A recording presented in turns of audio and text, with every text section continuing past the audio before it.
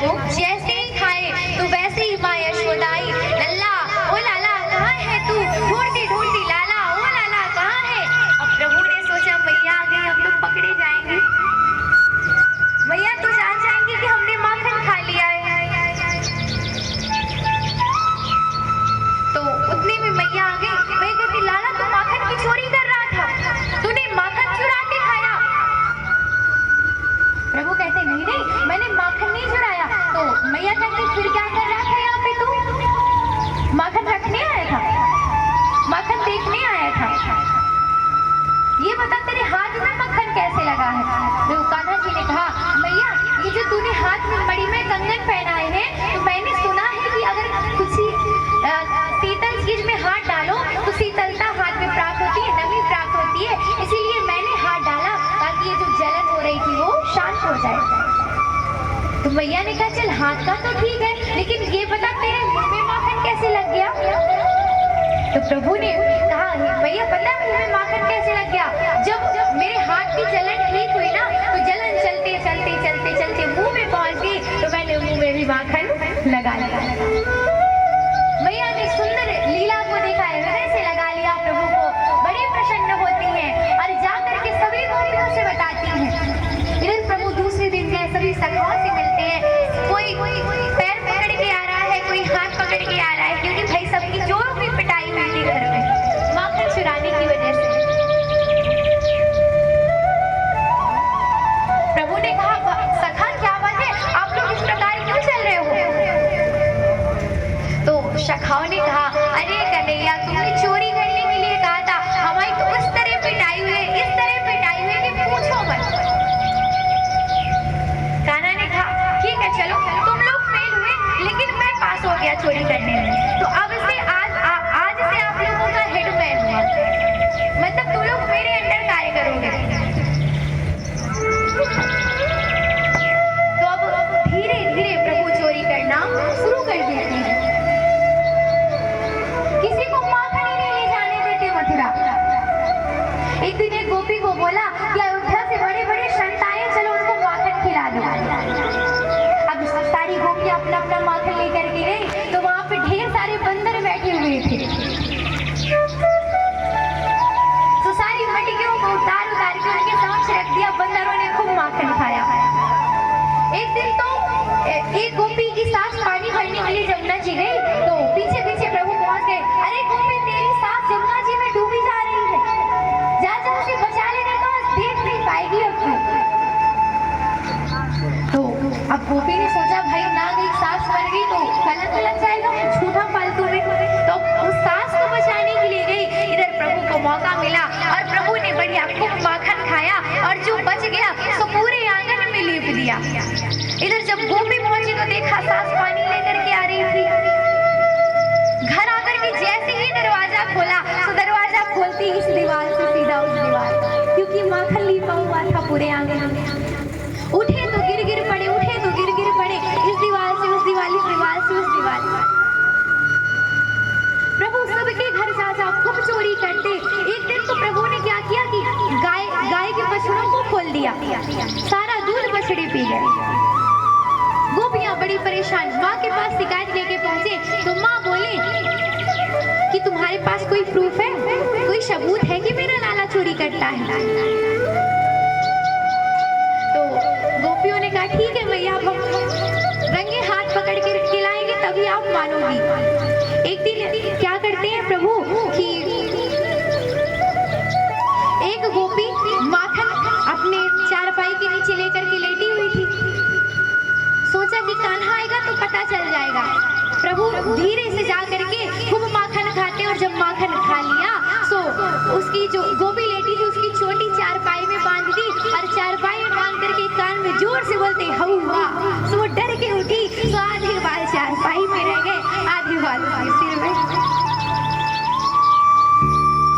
प्रभु सबको खूब परेशान करते, खूब माखन की चोरी करते, सब लोग गोपियां बार बार शिकायत लेकर जाए, लेकिन माँ माने कैसे, क्योंकि कान्हा से इतना प्रेम जो करती है। माँ यशोदा से गोपियां बार बार कहती हैं, मेरा श्याम बड़ा अलबेला, कि मेरा श्याम बड़ा अलबेला, वो मेरी मटकी में मार गयो डेला, वो मेरा श्याम बड़ा अलबेला, मेरी मटकी में मार गयो ढेला। वो मेरा श्याम बड़ा अलबेला, मेरी मटकी में मार गयो डेला। ओ मेरा श्याम बड़ा अलबेला, मेरी मटकी में मार गयो ढेला।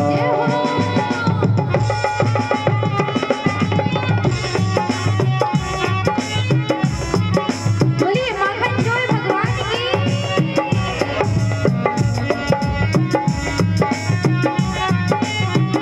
तालियों की सेवा करते श्री हरि। और गोपियां कहती हैं कि कभी यमुना मैया के तीर जाके परेशान करता है, कभी घर आ जाता है। बड़े सुंदर भाव में कह रही हैं क्या?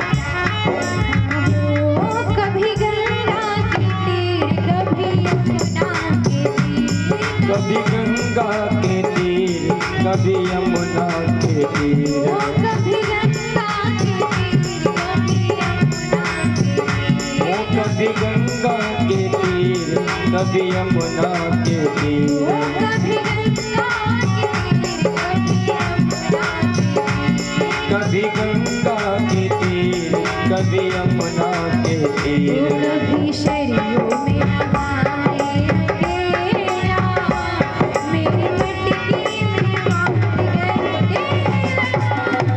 मेरा श्याम बड़ा अलबेला, मेरी मटकी पे मार गयो ढेला। ओ मैया श्याम बड़ा अलबेला, मेरी मटकी में मार गयो डेला। मेरा श्याम बड़ा अलबेला, मेरी मटकी पे मार गयो श्री ढेला। हरि।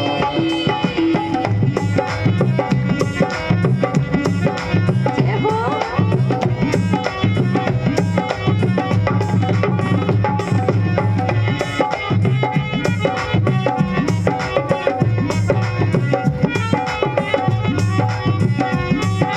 और गोपियां कहती हैं ओ कभी गोपियों के संग, कभी खालों के संग, कभी गोपियों के संग, कभी ओ कभी गोपियों के संग, कभी खालों के संग, कभी गोपियों के संग, कभी खालों के संग, कभी गोपियों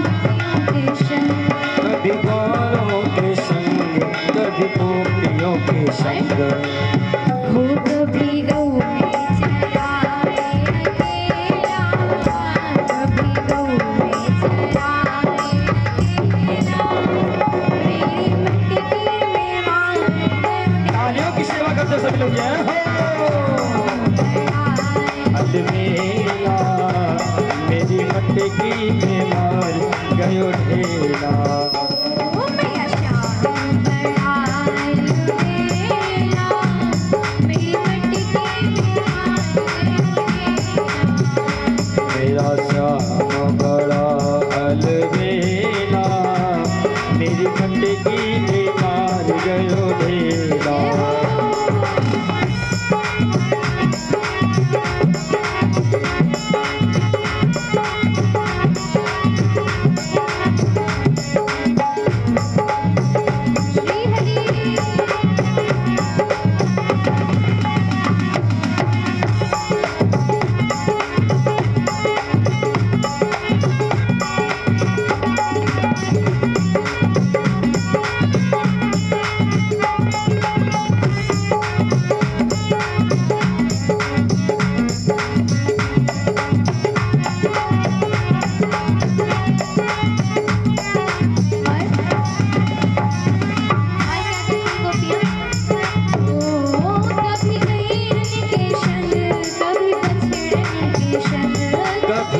इनके संग कभी बछड़न के संग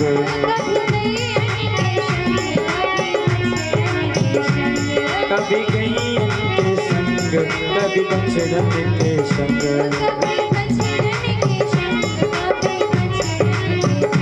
कभी गई इनके संग कभी बछड़न के संग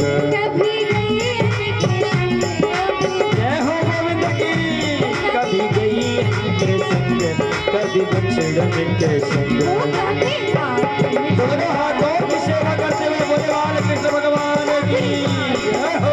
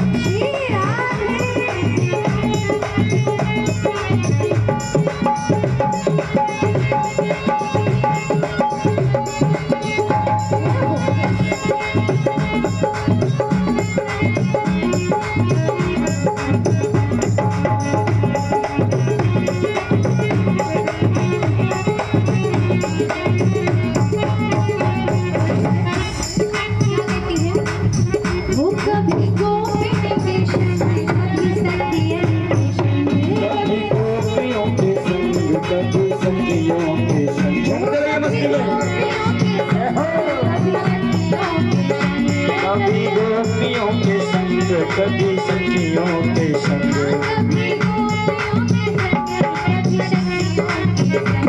कभी गोपियों के संग कभी सखियों के संग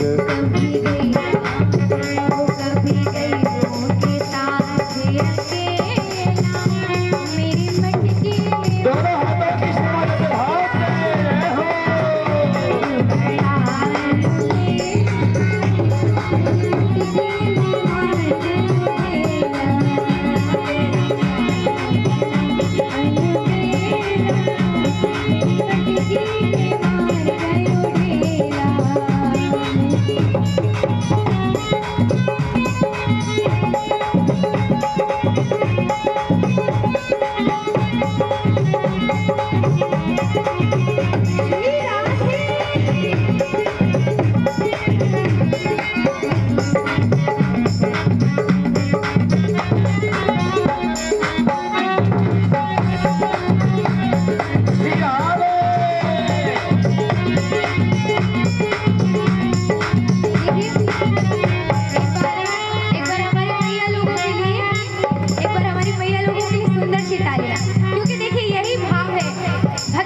भाव से हो नृत्य से भी भक्ति होती है, गा के भी भक्ति होती है और कथा से भी भक्ति होती है। तो ये भी एक भक्ति ही है, नृत्य करना। तो एक बार मैया लोगों के लिए सुंदर सी तालियां सब लोग बजाएंगे। और क्या बोलना है? ओ तेरो लाल यशोदा छल गयो रे, मेरो माखन चुरा के बदल गयो रे, मेरो माखन चुरा के बदल गयो रे, मेरो माखन चुरा के बदली गयो रे तेरो लाल यशोदा चल गई, मेरो लाल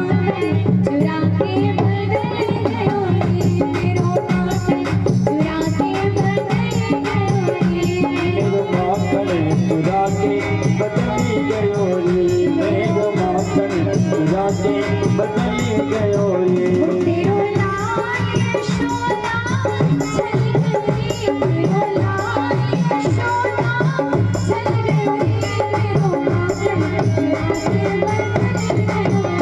मेरो माखन चुरा के बदली गयो रे मेरो माखन चुरा के बदली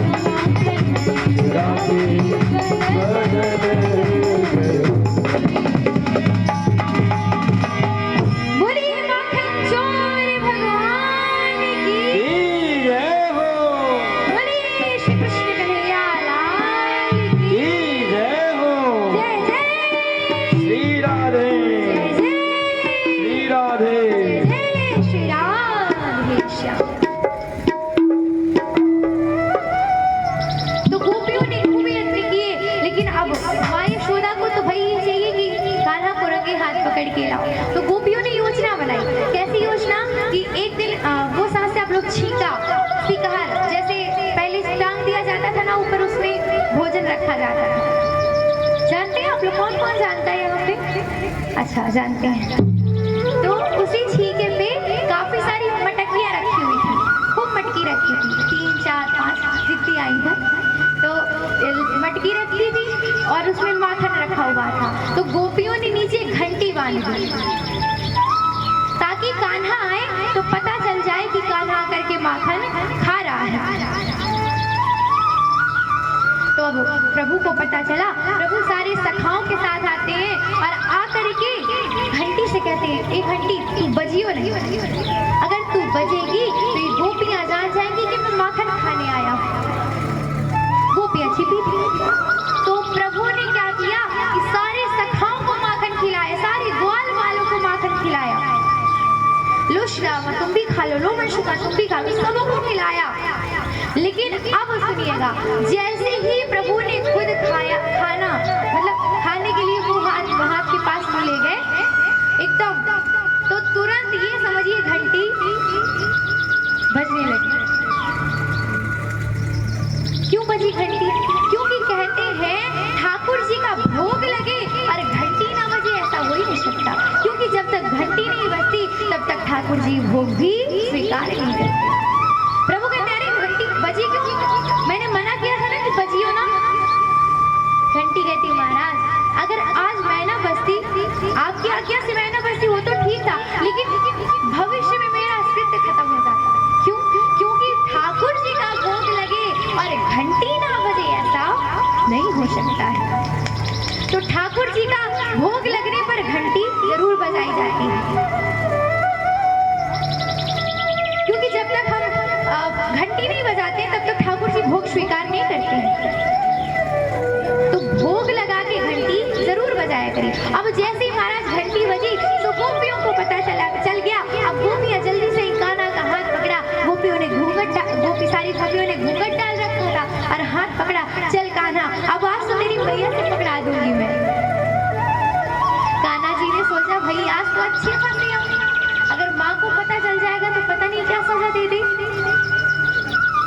तो कान्हा जी ने सोचा, भाई कुछ तो करना पड़ेगा।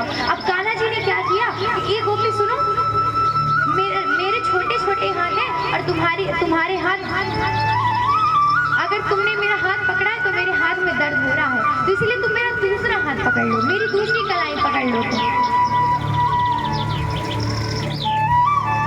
तो गोपी ने क्या किया कि घूंघट डाल रखा था, जैसे ही दूसरी कलाई पकड़नी चाहिए तो कान्हा जी ने क्या किया कि जो गोपी के ससुर जी थे उनका हाथ पकड़वा दिया। अब गोपी घूंघट डाले, ससुर जी का हाथ खींचे खींचे खींचे खींचे मैया यशोदा के द्वार पहुंचे। ए यशोदा, यशोदा देख देख तेरे लाला को मैं रंगे हाथ पकड़ करके लाई हूं, देख तेरे लाला ने आज माखन चुराया मेरे घर में। और गोपियां पहुंचती उससे पहले कान्हा जी पहुंच गए, खूब सारा धूल मुंह में लगा लिया ताकि मैया को लगे कि गोपियों ने परेशान किया है कान्हा को।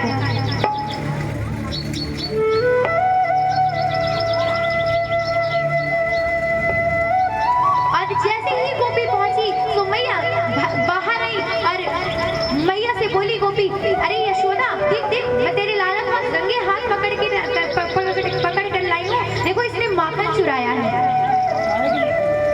मैया यशोदा ने कहा, रे गोपी पहले अपना घूंघट उठा के देख तो किसका हाथ पकड़ा है तुमने। अब महाराज जैसे ही गोपी ने घूंघट उठाया तो देखा कि अपने ससुर जी का हाथ पकड़ा है। लज्जा बस कुछ कह नहीं पाती, वहां से चली जाती है। प्रभु ने कहा, गोपी अगर अब मुझे पकड़वाने की कोशिश की तुमने तो इससे बुरा होगा।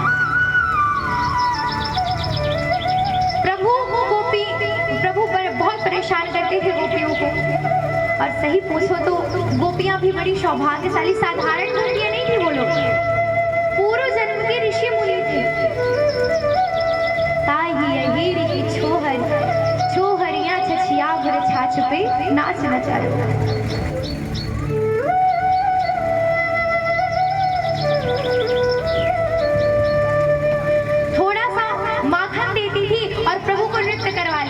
प्रभु से नृत्य करवा लेती थी, थोड़ा सा माखन दे करके। और प्रभु भी हमारे ऐसे भाव में डूबे रहते थे, ऐसे भाव में डूबे रहते थे कि खूब नृत्य करते थे उनके आगे। अब मैया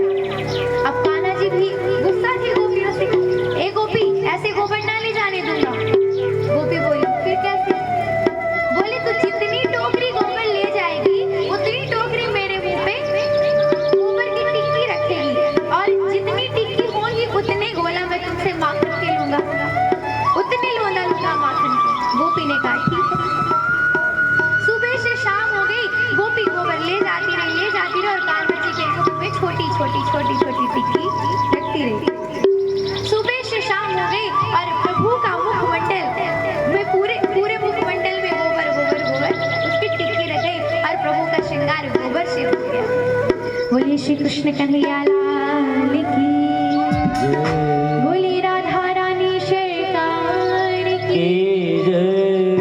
एक दिन प्रभु मैया के पास आए, मैया तू सबसे ज्यादा प्रेम किससे करती है? मैया ने कहा कान्हा तुझसे करती हूँ, और किससे करती है? कान्हा जी ने कहा अच्छा मैया। तभी मैया ने वो चढ़ा रखा था, चूल्हे पे दूध चढ़ा रखा था, तो दूध में उबाल आने लगा।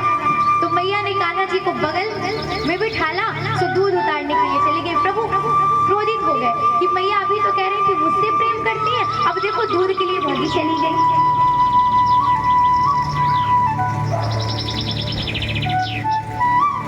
प्रभु क्या करते हैं, गुस्से में आकर के जितनी मटकी रखी हुई थी माखन की सब डंडा लेकर के फोड़ देते हैं, और बाहर जाकर के एक उखल में जाकर के बैठ करके बासी माखन खाने लगते हैं। मैया ने देखा, बड़ा कष्ट हुआ कि भाई पूर्वजों के मटके रखे थे, कान्हा ने फोड़ डाले सारे। कान्हा जी को उखल से बांधने जा रही है। अब देखिएगा उखल से बांधने में जब रस्सी लाई तो रस्सी 2 अंगुल छोटी पड़ जाती है। अच्छा रस्सी क्यों छोटी पड़ी? क्योंकि प्रभु को बंधन में बांधना बहुत कठिन है, और प्रभु जिसके बंधन में बन जाते हैं फिर जल्दी छूट ना उसे छूटने देते हैं, ना खुद आते हैं वहां से। माँ खूब रस्सी जोड़े लेकिन 2-2 अंगुल सब छोटी पड़ जाती। तो प्रभु ने सोचा माँ अब थक गई है, कृपा करते हैं और खुद बन जाते हैं। और जैसे ही बंधे तो आंगन में 2 वृक्ष थे। प्रभु ने उखल को गिराया और उन वृक्षों के बीच से निकली यमलार्जुन के 2 वृक्ष थे, और जैसे ही गिराया तो उन 2 वृक्षों से 2 दिव्य पुरुष प्रकट हुए, नलकूबर और मणिग्रीव। कौन कौन? नलकूबर और मणिग्रीव। प्रभु को प्रणाम किया है कि हे दीनानाथ, हम तो आपके दर्शन का ही इंतजार कर रहे थे, क्योंकि हमें शाप मिला था। हम एक बार स्नान कर रहे थे, नारद जी जा रहे थे रास्ते से, और उन्होंने देखा तो हम जड़ की भांति खड़े रहे। उन्होंने शाप दे दिया कि जाओ तुम मेरे आने पर भी जड़ की भांति खड़े रहे, तो जाओ तुम खुद एक जड़ हो जाओ, खुद एक पेड़ बन जाओ। और फिर हमने प्रणाम किया, तो उन्होंने कहा कि प्रभु आएंगे, उतार लेंगे और आपका उद्धार करेंगे। हे दीनानाथ, आज आपकी कृपा के कारण हमारा उद्धार हुआ। बोले शिवा के बिहारी लाल की, बोले राधा रानी सरकार। इसके बाद जैसे ही पता चला नंद बाबा को कि माँ ने उखल से बांधा था और वृक्ष गिर गए, दौड़े दौड़े आए सो प्रभु वृक्ष के बीच से निकल गए। बड़े प्रसन्न हो जाते हैं कान्हा जी को देख करके। कान्हा जी से कहते हैं कान्हा किसने बांधा था? कान्हा बोलते मैया ने। और जब मैया बोला तो नंद बाबा ने कहा ठीक है मैया के पास मत जाना। तो कान्हा जी ने कहा ठीक है, लेकिन जैसे ही रात्रि हुई तो तुरंत कान्हा मैया के पास पहुंच गए, क्योंकि इतना प्रेम है कान्हा जी में और माँ में, इतना प्रेम है, इतना प्रेम है कि आज भी अगर माँ और बेटे के प्रेम की बात आती है तो हम लोग क्या बोलते हैं? मैया यशोदा और प्रभु, उन्हीं को बोलते हैं, क्योंकि जैसा प्रेम उनमें था आज तक किसी में भी नहीं। जिस प्रकार माँ बेटे का प्रेम उनमें था